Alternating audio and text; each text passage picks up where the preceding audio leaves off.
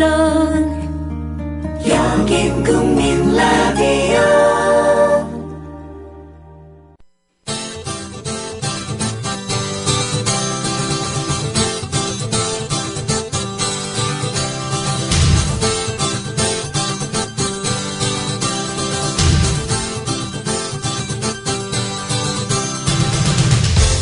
투박하지만 정직하다. 비평을 비평하는 남자 서영석. 그가 바라본 세상. 사설과 칼럼을 통해 오늘을 짚어본다. 서영석의 라디오 비평.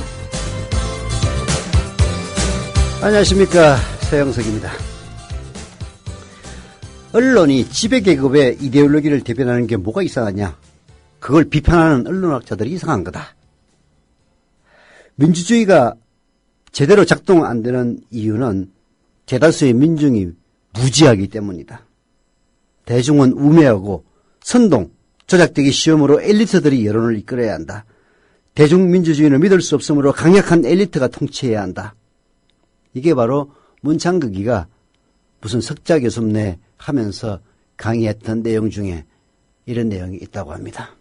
무슨 석자교수도 자기가 자신을 추천한 석자교수였고 초빙교수도 자기가 부회장으로 있는 동창회에서 돈 주는 초빙교수였다는 것이 드러나긴 했습니다만은 문창극의 사고방식이 정말 이따위였다는 것은 그 강의 내용에서도 드러납니다. 오죽했으면 서울대 학생들이 강의 평가를 역대 최악의 쓰레기 강의라고 했겠습니까? 이런 파시스트적인 사고를 갖고 있는 인간 또 있습니다. 정종섭 안전행정부 장관 후보자인데요. 이 인간은 자기가 쓴 책에서 4.3 사건은 공산주의 세력의 무장봉기였다고 썼던 인간입니다. 예, 문창극이하고 코드가 통하는 놈이죠. 그런데 이 인간 역시 강단에서 엘리트주의에 매몰됐다는 그런 지적 많이 받았었는데요. 서울대 법대 졸업생과 재학생들에 따르면은 이 정종섭이라는 인간은 강의 도중에 이런 이야기를 했다고 합니다. 현행 민주주의에서 하는 1인 1표제는 문제가 있다. 나 같은 사람은 한 사람에게 100표쯤 줘야 한다. 이런 망발을 했답니다. 참나, 어떻게 박근혜가 뽑는 인간들은 하나같이 이따위 인간밖에 없습니까? 김명수 교육부총리 내정자는 자기 제자의 논문을 뺏겼답니다. 자기 제자의 논문을 뺏겼대요. 그래서 왜 뺏긴다고 물어봤더니 내 제자를 위해서 뺏겼다고 그따위 변명을 했답니다. 참, 총리부터 시작해서 국정원장 내정자는 차떼기의 주범을 갖다가 차떼기의 전달책을 국정원장 후보자로 국정원장 후보자로 내놓지를 않나. 교육부 총리 후보자라는 인간은 제자 논문을 그대로 뺏겨놓고 변명이라는 게 제자를 위해서 뺏겼다는 이따위 변명을 하질 않나. 정종섭이라고 안전행정부 장관 후보자라는 놈은 나 같은 사람에게는 한 사람한테 한 100표쯤 줘야 한다. 이따위 얘기를 하지 않나. 참, 그렇게 고르기도 힘들겠습니다. 박근혜 씨. 라디오 비평 시작합니다. 함께하고 계신 방송은 정치평론가 서영석 미디어 협동조합 이사장이 진행하는 라디오 비평입니다. 지상철 조합원 신청 광고입니다. 강화대교 앞에서 개념 부부가 만드는 개념 곰탕, 연지연 곰탕.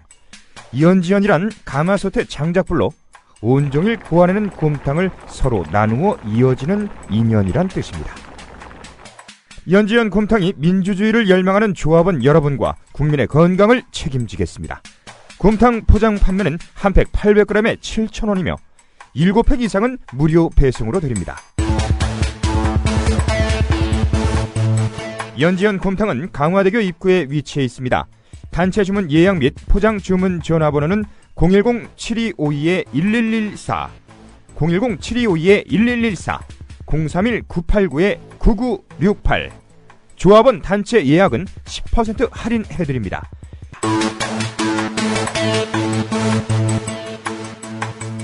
포장 판매 금액의 10%는 국민TV 후원금으로 쓰입니다. 커피. 이제 아무거나 마시지 말자. 커피를 즐기는 사람들에게 질 좋은 한 잔의 커피는 하나의 권리입니다. 커피를 하는 전문가가 정성을 다한 로스팅으로 만든 제대로 된 커피. 제제 원두커피로 여러분의 권리를 누려보세요. 02-749-1002 주소창에는 카페제제.co.kr 그리고 검색창에는 카페제제를 검색하세요. 카페제제는 서울 용산구에 위치해 있습니다. 카페 제제는 카페가 아닙니다. 커피 전문 인터넷 쇼핑몰입니다. 헷갈리지 마세요. 네. 윤재석 선배라고 있습니다. 중앙일보 출신인데요. 뭐 어떤 연유에서인지는 모르겠습니다만은 저희 국민일보에서 저하고 같이 근무한 적이 있습니다. 특히 제가 2000년이었나요? 정부 차장으로 있다가 그 다음에 정치부장으로 가야 되는데 제가 그때 만들었던 웹진이라고 할 수 있는 서프라이즈에서 쓴 글이 문제가 돼서 정치부장으로 못 가고 오히려 심의위원으로 발령이 나가지고 말하자면 물 먹었던 때입니다. 그때 아마 노무현 대통령이 당선 안 됐으면은 아마 국민일보에서 저도 최초의 해직 기자가 되지 않았나 하는 그런 생각도 드는데요. 여하튼 심의위원으로 있을 때 같은 심의위원으로 근무하게 됐던 윤재석 선배가 문창극과 기자생활 같이 해봤는데 문창극이가 뛰어난 저널리스트라고 까는 소리 하지 말아라는 그런 칼럼을 썼네요. 소개해드리겠습니다. 1975년 중앙일보 기자, 1987년 정치부 차장대우, 1989년 외신부 차장대우, 1991년 워싱턴 특파원, 1993년 정치부 차장, 1994년 정치부장, 1996년 논설위원, 1998년 편집국 부국장, 1999년 미주 총국장, 2001년 회장 비서실장, 2003년 논설위원 실장 및 논설주간, 2005년 주필, 2006년 대기자. 네. 문창극의 이력입니다. 1975년도에 중앙일보 기자생활을 시작했네요. 그리고 2006년 대기자가 되기까지 아주 화려한 이력입니다. 예. 신문기자라면 누구나 부러워할 이력이죠. 그 좋다는 정치부 기자에 특파원의 꽂힌 워싱턴 특파원을 2번씩이나 지냈고 주간과 주필을 거쳐서 대기자로 언론인 생활을 마감하다니 정말 부럽다라고 윤재석 씨 얘기하고 있습니다. 윤재석 씨는 중앙일보에서 그렇게 잘 나갔던 사람은 아니었던 것 같아요. 저하고도 같이 근무를 했습니다마는 그때 당시 심의위원으로 재직 중에도 아마도 외신부, 요즘은 국제부라고 그러죠? 국제 전문 기자였던 것 같아요. 그래서 그때 당시 아마 라디오 방송 같은 데도 꽤 자주 나갔던 걸로 기억이 되는데요. 윤재석 씨의 그 문창극 경험도 한번 계속 들어봅시다. 뿐인가 퇴직 후에는 고려대 석좌 교수와 서울대 초빙 교수로 후학을 가르치고 있으니 얼마나 축복받은 인생인가. 그렇다면 문창극은 과연 그처럼 화려한 이력에 걸맞는 실력을 갖추고 있는 걸까?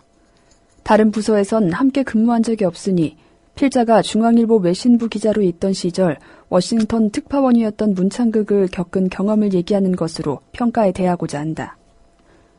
1991년 당시 필자는 3년간의 로스앤젤레스 지사 근무를 끝내고 외신부에서 미국 담당으로 일하고 있었다. 미국 담당이란 대외적으로는 주한 미국 대사관의 출입처로 한미, 북미 현안을 취재하며 내부적으로는 미국 특파원의 캐처로 그들이 송고한 기사를 다듬어 출고한다. 이따금 텔렉스나 외지의 미국 관련 내용을 번역해 기명 출고하거나 아주 이따금 취재일기를 쓰기도 한다. 네. 요즘은 국제부라고 얘기하지만 과거 외신부 기자, 저도 국민일보에서 국제부 기자를 한 6개월 해본 경험이 있는데요.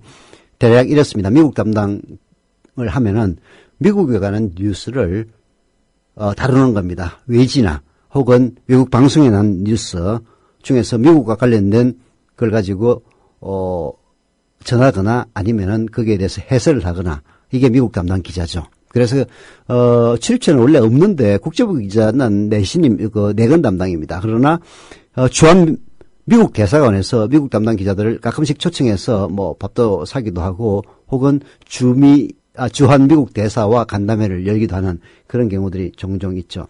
바로 그 얘기를 하는 겁니다. 그래서 미국 담당 기자는 미국 특파원들, 국민일보는 그때 워싱턴 특파원밖에 없었습니다만은 보통 중앙일보쯤 되면은 워싱턴뿐만이 아니라 LA 특파원도 있습니다. 뭐 방송들도 LA 특파원이 있는 경우가 있는데요. 동부는 워싱턴 특파원이, 좀 더 잘 나가는 신문은 뉴욕 특파원도 있습니다. 그리고 서부는 LA 특파원이 담당하는 이런 시스템을 보통 신문사에서는 갖추고 있죠. 그래서 그런 특파원들이 보내는 기사를 받았습니다 해가지고 캐처, 피처 반대말에 캐처 아닙니까? 라고 부르는 겁니다. 그런데 윤재석 씨가 이때 미국 담당을 하면서 문창극을 어떻게 경험했는지 계속 들어봅시다. 그런데 그때 정말 문창극 때문에 시쳇말로 열받아 죽을 뻔했다. 당시 뉴욕엔 문창극보다 3기 선배인 박준영이 있었는데 둘은 달라도 너무 달랐다. 성균관대와 미국 오하이오대 출신인 박준영은 그야말로 일벌레. 미국에서 한번 그의 집에 가봤더니 얘기하면서도 CNN, 밥 먹으면서도 CBS, 화장실에 가면서도 뉴욕타임스였다. 네. 문창극은 워싱턴에 있었고 박준영은 뉴욕에 있었는데 그 박준영이 누구냐? 전남지사였던 박준영입니다. DJ 정권 때는 청와대 공보수석을 하기도 했고요. 둘의 모습이 달라도 너무 달랐다는 겁니다. 한 사람은 일벌레고 한 사람은 정반대였다는 겁니다. 보내오는 기사의 질은 일벌레 박준영의 기사의 질은 보나마난 거죠. 글씨도 아주 그냥 반듯하게 쓰고 기사 너무 많이 보내봤자 다 신문에 반영되지 않습니다. 그럼에도 불구하고 하루에 2-3 건의 기사를 보냈다고 합니다. 그 박준영은 당시 기조로는 얼리 어답터였는데요. 뉴욕 특파원 임기 중간쯤에 중앙일보 해직 후 8년간 있었던 대우그룹을 협박이라기보다는 대우그룹에 취득한 퍼스컴 르모로 기사를 마구 찍어보냈답니다. 르모 하니까 저도 생각이 나는데요. 저도 얼리 어답터입니다. 지금은 아니지만. 그래서 대우에서 워드 프로세서 전용기 르모라는 것이 처음 나왔어요. 그래서 저는 르모 1, 르모 2를 다 썼는데요. 이거는 워드 프로세서만 기능만 있는 일종의 퍼스널 컴퓨터라고 보면 됩니다. 다른 컴퓨터 기능은 전혀 없고요. 글을 찍어서 찍는다고 하는데 타이핑을 합니다. 그러면은 그 타이핑한 글을 프린터해서 열전사 프린터로 프린트해서 보내게 되는데요. 저도 당시에는 신문사가 컴퓨터라이징이 안 돼 있었기 때문에 전부 원고지에 기사를 써서 보냈어요. 그리고 팩스로 보냅니다. 글을 잘 쓰는 사람은 상관이 없는데 글 못 쓰는 사람은 그 해독하기가 쉽지가 않아요. 그래서 저는 워드 프로세스 전용기인 대우 르모를 가지고 프린트를 해가지고 보냈으니까 회사에서 아주 좋아했죠. 예. 그런데 박준영은 그랬는데 박준영은 또 호남 사람입니다. 문창극은 정반대했다는 겁니다. 문창극은 어땠는지 한번 봅시다. 우선 글씨가 엉망이다. 지식인은 악필? 조선시대엔 시연서판이었다. 글씨가 사람을 결정했다. 글씨 엉망인 건 봐줄 수 있는데 기사 또한 엉망이다. 도대체 뭔 얘기 쓴 건지 부언 몇치서 수기해야 해독이 가능하다. 대부분의 문장은 뭐뭐 것이다로 끝난다. 그래서 외신부에선 한때 그를 것이다 성님으로 부르곤 했다. 옛날 사람들이 그래요. 뭐뭐 했던 것이었다. 라는 식으로 기사를 써보내면은 그걸 신문지면에 내보낼 수가 없습니다. 그러면은 안에서 데스킹을 하는데요. 외신부, 국제부의 경우에는 특파원의 기사도 마구 난도질합니다. 왜냐하면 특파원 중에서 아까 박준영처럼 문장력도 좋고 좋은 기사를 보내는 사람이 있는가 하면은 문창극처럼 개판인 기사를 보내면 그걸 그대로 신문에 낼 수가 없습니다. 그러면은 다시 해체해서 재조립을 하는데요. 그런 얘기를 지금 윤재석 씨가 하고 있는 겁니다.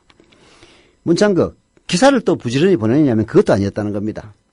부장이나 미국 담당이 전화로 독촉해야 겨우 기사 하나 보내는데 그게 또 폭탄이랍니다. 그 시절 문창극이 있었던 그 수많은 워싱턴발 기사의 정체는 안에서 즉 외신부에서 착한 후배들이 고사리 같은 손으로 텔렉스를 찢어다 번역하고 바이라인만 즉 그 기사를 쓴 김영만 워싱턴 이꼬르 문창극 특파원 이렇게 다뤄줬기 때문에 그 기사가 나올 수 있었다는 겁니다.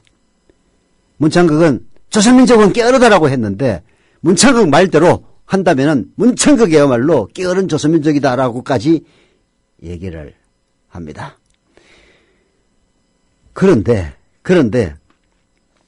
문창극은 어떻게 해서 계속 그렇게 잘 나갈 수 있었던가?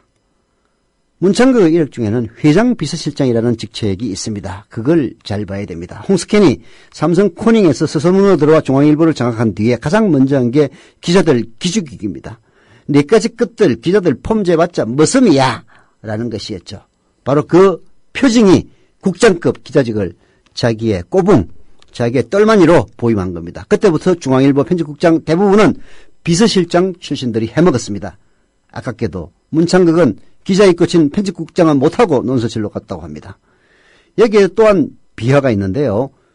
홍석현의 꼬붕, 즉 회장 비서실장을 하고 있으니까 문창극이 당연히 차기 편집국장 후보 영순위였는데 왜 못했느냐? 이미 고교 및 신문사 후배인 이장규한테 추월당한 참이다. 근데 정작 2003년 인사봉투를 까고 보니 편집국장은 2년 후배인 김수길 차지.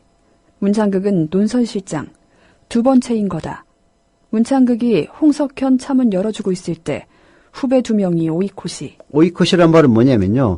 후배 2명이 문창극을 추월해 앞서 나갔다. 그런 얘기입니다. 이게 이제 신문사에 있으면은 일본말을 많이 써가지고 아마 이런 말을 쓴 것 같은데요. 여하튼 후배인 이장규에게 추월당하고 나중에 김수길에게도 추월당했다. 문창극이 기사가 그렇게 개판으로 썼으면요. 잘 나갈 수가 없습니다. 아니 신문사야말로 그야말로 말로 먹고 사고 글로 먹고 사는 사람들 엘리트들이 집합지인데 그따위 기사를 쓰는 사실을 기자들이 모를 것 같습니까? 당연히 문창극은 물먹을 수밖에 없는 거죠. 이장규와 김수길. 지금 김수길은 현재 JTBC 사장을 하고 있고 이장규는 현재 서강대 대외부총장을 하고 있다고 합니다. 이장규, 김수길 모두 경제부에서 잔뼈가 굵은 경제기자들이죠. 저도 김수길하고 이장규 이름은 들어봤습니다. 김수길은 홍석현의 화동, 즉 경기고 후배입니다. 서울대 전자공학과 출신의 홍석현이 스탠퍼드대에서 받은 경제학 박사학위의 논문 주제가 바로 한국 경제 성장의 어쩌고저쩌고인데 이 얘기를 왜 썼을까? 여하튼 그래도 문창극은 신문기자로서 누릴 것 다 누린 편집국장만 빼고 그런 행운합니다. 게다가 한국신문방송편집인 협회장, 그리고 관훈클럽 신영연구기금 이사장, 한국정치평론학회장 등 언론 관련 단체장도 두루 거쳤습니다. 그걸로 끝났으면 좋았을 건데 문창극 욕심이 너무 과했습니다. 학교로까지 마술을 뻗칩니다. 중앙일보 대기자가 언론인으로서 자신의 마지막 일액이 될 것을 내다본 문창극. 화려한 삶을 산 사람일수록 자리에서 내려온 후의 허전함 크게 마련일까요? 아무튼 2013년 고려대 석자 교수로 변신을 해서 학자의 길을 갑니다. 근데 이 석자 교수도 신영기금 이사장으로 있을 때 신영연구기금에서 추천하게 돼 있는데 자기가 이사장으로 있으면서 자기가 간다고 추천했다는 것 아닙니까? 그래서 셀프 추천, 셀프 교수란 말이 나오는 겁니다. 그리고 또 문창극은 총리 지명 전까지 서울대 언론정보학부 2학년을 대상으로 저널리즘의 이해라는 강의를 해왔는데요. 예. 다 그 과정이 지금 방금 설명드렸습니다만은 고약했습니다. 윤재석 씨의 설명 계속 들어봅시다. 문제는 고대 석좌 교수가 되는 과정이 상당히 고약했다는 점이다. 관훈클럽 신영기금 이사장 시절이던 2012년 12월 문창극은 향후 1년간 고대 석좌 교수로 강의할 언론계 원로인사 선발회의를 주재한다. 그런데 회의 주재자인 그가 신상 발언을 통해 갑자기 회사를 그만두게 됐다고 말하는 것이 아닌가.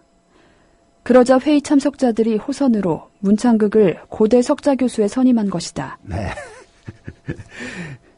고대 석좌 교수를 추천하는 회의에서 제가요 중앙일보 그만뒀어요 라고 하니까 거기에 회의에 참석한 사람들이 알아서 그러면은 뭐 회사도 그만두고 하셨으니까 당신이 가시오 해가지고 석좌 교수로 가라고 했다는 겁니다. 언론계가 참 빤한 것인데요. 구전 소식은 더 빠릅니다. 더 멀리 퍼져나갑니다. 문창극이 총리 후보 사퇴를 했다면 알려지지 않았던 이 사건은 결국 조선일보 14일자 신문에서 수면 밖으로 떠오릅니다. 이건 약과입니다. 최근까지 현직으로 있던 서울대 초빙 교수 건은 정말 고약스럽습니다. 여기서 문창극의 인간성이 드러나기도 하는데요. 2013년 1년간의 고대 석좌 교수직을 끝낼 무렵 서울대 총동창회 최고위 인사가 문창극을 식사에 초대합니다. 풀이 팍 죽어 있는 문창극. 그래서 이 사람 문창극을 만나서 마음이 약해져가지고 이국리 정국리 하다가 서울대 전화를 넣습니다. 문창극 동문이 모교를 위해 애를 많이 썼으니 초빙 교수 자리 하나 줘서. 그런데 학교 측 반응이 그렇게 좋지 않았던 모양입니다. 아니 문창극을 맡기려면 돈이라도 줘야 될 것 아닙니까? 라는 눈치였다는 것이에요. 그래서 총동창회 측이 울며 겨자 먹기로 5천만 원을 주고 문창극을 관악회무소 안으로 밀어넣었다고 합니다. 이 문창극 서울대 총동창회 부회장이었습니다. 그런데 그 이유가 더 재미있습니다. 한 원로는 문창극 씨 그 이후 동창회 모임에 와서 고맙다는 말 한마디 안 하더군 이렇게 얘기를 했다고 합니다. 그랬더니 이 윤재석 씨 그걸 기대하시다니 참 순진하십니다라고 얘기를 했답니다. 문창극이 일말의 양심이라도 있다면 모교를 망신시킨 대가로 초빙 교수 진입 시 총동창회로부터 받은 5천만 원 토해내는 게 도리입니다. 그리고 또 있습니다. 2006년 2월에 받은 서울대 언론인상 상금 1,000만 원, 도합 6천만 원을 서울대 망신시킨 데 대한 사과 계획으로 총동창회에 반환할 것을 동문회 자격으로 요구한다라고 썼는데요. 윤재석 씨. 아주 그냥 문창극을 심층적으로 연구를 하는 글을 여러 편 쓰고 있습니다. 예. 제가 이런 글까지 소개해 주는 이유는 언론계 속 사정을 사실 재밌기도 합니다만은 이런 인간을 그리고 그 수없이 많이 드러난 문제도 불구하고 청문회 세워보겠다고 청문 보고서를 보내는 그 작태가 한심했습니다. 솔직히 이미 위안부 발언만 가지고도 지금 한참 고노다마를 어쩌고 한 해 만에 고노다마라는 게 다른 게 아니라 그 일본의 위안부를 비롯한 그 전쟁 침략에 대해서 사과한 담화입니다. 이거를 아베가 다시 뒤로 물리려고 하고 있는데요. 그래서 주변국과 많은 마찰을 빚고 있습니다. 이런 상황에서 위안부 문제 사과할 필요가 없다. 우리가 뭐가 아쉬워서 사과받느냐라는 식의 발언을 이미 한 그래서 일본의 의익들이 환호하고 있는 이런 문창극기를 총리로 앉힌다면은 진짜 이거는 국제적인 망신입니다. 이미 해외 토픽 됐습니다만은 이거는 길이길이 역사에 남을 대망신살이 뻗칠 겁니다. 그걸 누구보다도 뻔히 잘 알 박근혜 씨가 고집을 부려서 총리를 앉혀보겠다고 청문 요청을 국회에 하는 걸 보면은 참 진짜 그 위에 달고 다니는 것이 정말 머리인지 아니면은 그야말로 돌대가리를 하나 달고 다니는 것인지 분간이 잘한 겁니다. 돌석자의 기둥주 홍석주 기둥이 되는 돌이라. 이름도 멋있어. 세모 언니 꿈 깨요. 아, 이게 무슨 소리야? 그러게요. 바로 옆에서 들리는 것 같은데요? 오해한 거란 말이에요. 가짜 수강증은 얼마든지 만들 수 있거든요. 아 됐고, 난 저 변태랑 경찰서 가야겠어요. 가서 조서 쓰고 낱낱이 죄를 까봐야겠어요. 뭐 셋 다 같은 부시원? 소가 큰일 났어. 정모가 너랑 나랑 빨리 들어오래. 국민라디오 6월 드라마 무지개 도둑. 매일 오전 11시 40분 여러분의 많은 애청을 바랍니다. 팟캐스트 포털 팟빵에서 다시 들으실 수 있습니다.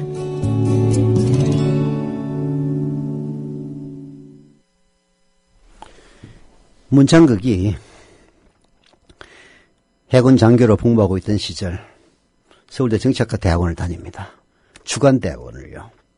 있을 수가 없는 일이죠. 학교를 다니면은 군대 생활을 하지 말든가 군대를 생활을 하려면은 야간대학원을 다니든가 특수대학원을 다니든가 해야 되는데 주간대학원을 다닙니다. 그 변명이 보직이 없어서 그랬다라고 했는데요. 조사를 해보니까 보직이 있었습니다.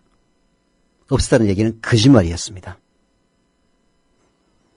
야, 정말 박지원 그 인사청문 야당 측 위원장인가요? 아니면은 하여튼 인사청문 위원장인 박지원 의원 말대로 문창극이 이미 끝난 카드입니다.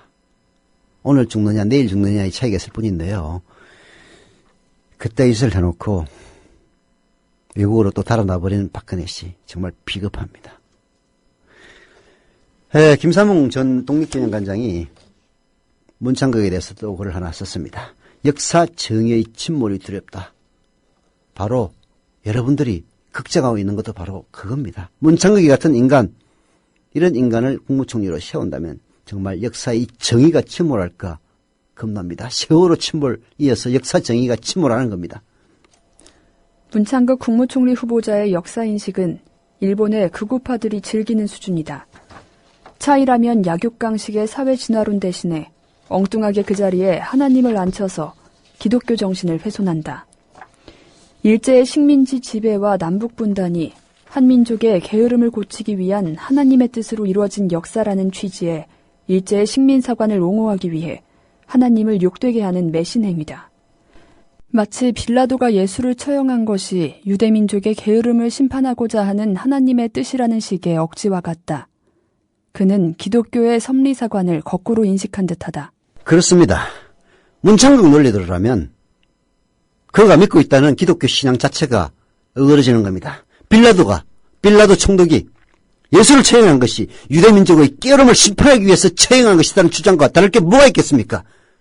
그렇게 잘났다고 떠버리고 있는 정동원 목사, 여기에 대해서는 어떻게 얘기할 겁니까? 예수 처형도 그러면은 유대민족이 깨어러서 그렇다 그럴 겁니까? 문창극 역사인식은 식민사관의 종합판입니다. 일본 제국주의자들은 식민 지배를 정당하기 위해서 반도적 성격론, 반도놈들, 한또징이라고 얘기를 했죠. 반도놈들은 다 그래. 게을러, 더러워. 타율성 이론, 지들 혼자서 제대로 못해. 타율성 이론, 정체성 이론, 발전 못해. 우리가 이끌어줘야만 해. 당파성 이론, 맨날 사색 당파로 분열해가지고 서로 쌈박질만 했어. 이런 것들을 날조합니다. 한반도는 주변의 강대국들로 인해 독립국가가 되지 못하고 타율에 의해서 국울이 좌우되어 당쟁이나 일삼고 정체된 민족이라는 그런 비하였습니다. 바로 일본 제국주의자들이 한반도를 침탈하기 위해서 그 정당성을 부여하기 위해서 만들어낸 이론에 불과했던 겁니다. 역사가 지리적 조건에 의해서 결정된다는 그런 주장입니다. 그런데 그렇다면 그 한또징 반도국가 이탈리아의 로마는 지중해 세계와 유럽 대륙을 석권하고 그리고 중국과 인도는 거대한 대륙인데도 불구하고 식민지 반식민지가 되었습니다.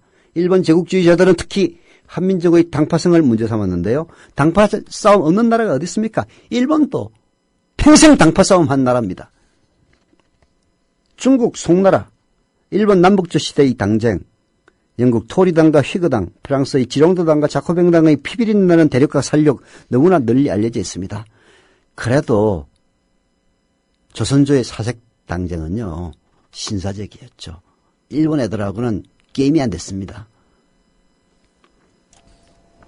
문 후보자는 한민족이 게으르고 자립심이 부족하다고 일제 식민사관을 그대로 답습한다.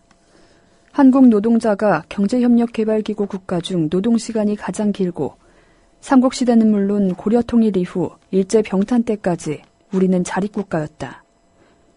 중국 주변 민족국가 대부분이 소멸되거나 소수민족으로 중국에 예속된 데 비해 한민족은 비록 분단 속에서나마 당당한 주권국가로 국제무대에 서고 있다. 정작 게으르고 자립심이 부족한 것은 기회만 있으면 외세에 의존하려는 소수 사대주의 지배층이다. 조선 총독부는 의용학자들과 거검을 동원하여 한국의 역사를 왜곡 날조하는 조선 반도사 35편과 사료총서 102편을 편찬합니다. 이것이 해방 후 친일 사학자들에게 이어지고 뉴라이트 계열로 전성되면서 교학사 교과서 파동으로 나타난 겁니다. 뉴라이트 그리고 해방 후 친일 사학자들 이병도 같은 인간들 그 뿌리를 거슬러 올라가면은 조선 총독부가 바로 조선 반도의 일제 지배를 정당화하기 위해서 만든 그 조선 반도사 35편과 사료총서 102편이 맨 위에 있는 겁니다. 문창극의 사관도 바로 여기에 뿌리가 다 있습니다. 남북분단을 하나님의 뜻 운운하는 대목에서는 그야말로 말문이 막힙니다. 제2차 세계대전 종전을 앞두고 미국과 소련이 일본군 무장해제의 명분으로 한반도를 두둥강을 냅니다. 그 원인 제공자는 일본 제국주의자들이죠. 당연히 일제의 무장해제를 위해서 38도선을 경계로 북쪽은 러시아가, 소련이, 남쪽은 미국이. 이게 바로 분단의 씨앗이었습니다. 당연히 일본 제국주의자들이 그 분단의 원인을 제공한 거죠. 그럼에도 굳이 하나님의 뜻을 역설한 데는 주류 세력의 뿌리인 친일파를 듣고 그리고 독립운동가들의 역할을 지우고 그리고 미국과 소련의 책임을 면제시키려는 고도의 언설이 배에 있는 게 아닌가 의심이 됩니다. 반지성주의 그걸로 국민을 속일 수는 없습니다. 문창극의 역사인식은 참으로 한심한 수준입니다. 2조 500년의 허송세월 부분은 신문사 주필을 지낸 분의 용어인지 의심스럽습니다. 이런 조금 전에 윤재석 씨의 글을 읽었으면은 신문사 주필 별거 아니네 라고 했을 건데 그래도 문창극이 신문사 주필 출신이라고 이런 얘기를 하는 것 같습니다. 우리나라 역사에 2조라는 나라는 없습니다. 이성계가 창업한 나라는 조선이고 1897년 고종이 청국과의 전통적인 종속관계를 청산하고 완전한 자주독립국이 된 것을 선포하면서 국호를 대한제국으로 바꿉니다. 그리고 1910년 국치를 당하면서 국호는 사라집니다. 2조라는 말은 일본 제국주의자들이 이시조선, 이성계의 조선, 말하자면 조선을 비하하기 위해서 만든 용어입니다. 한 나라가 되지 못하고 마치 이시의 부족사의 수준인 것처럼 그런 깔보는 멸칭이었습니다. 그래서 조선백자는 2조백자가 됐고 조선 왕조실록은 2조실록 따위로 불렸습니다. 한국의 식민사학자들이 따라하고 지금도 잔재가 남아있습니다. 일제 식민지배가 축복이라는 논리, 그동안 일본 관학자들, 극우 정치들 사이에서 끊이지 않았고 한국의 식민지 근대화론자들에게 전승되었습니다. 일제가 패전 때까지 조선에 투입한 자금 60억 내지 70억 원에 불과합니다. 빼앗아간 자금과 물자는 무려 440억 원이 넘습니다. 대한민국에 수도 없이 많은 지하자원, 몽땅 다 긁어갔습니다. 수백만 명에 이르는 인명살상, 여성 위안부, 문화재 탈취, 정말 그 가치를 계량하기 어렵습니다. 36년의 식민지배로 근대적 발전의 기회를 빼앗고 민족 분단의 원인을 제공했던 것은 용납하기 어려운 일본의 죄과입니다.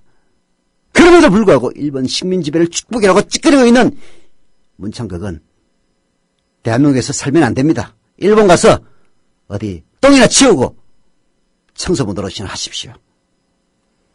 일본 언론들이 문창극의 총리지명을 반기고 조롱하는 것을 보면서 대한민국의 역사정의가 침몰하는 것이 아닌가 두렵고 분노한다라고 김사문 전 독립기념관장이 질타하고 있는데요. 정말 동감입니다. 저희들이 할 얘기입니다. 문창극이 총리가 된다면 대한민국의 역사정의는 마치 세월호처럼 침몰하고 말 것입니다. 뒤늦게 후회하지 맙시다. 진돗개가 더 한번 물면 그냥 그 살점이 완전히 뜯어져 나갈 때까지 국정원이 나라의 암덩어리가 돼가고 있고 어지럽고 거짓된 뉴스의 홍수 속에서 헤매고 계십니까? 그렇다면 바로 여기 뉴스 바리케이드 너머에 귀를 기울이십시오.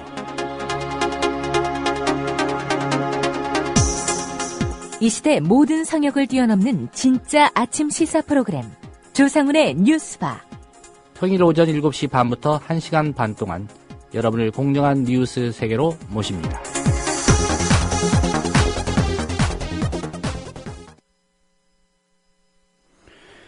네, 경남 창원시 의창구의 송쌤님 조음 가입해 주시고 그리고 출장까지 나유하셨습니다. 다시 최근 들어서 조합원 숫자가 늘어날 조짐을 보이고 있습니다.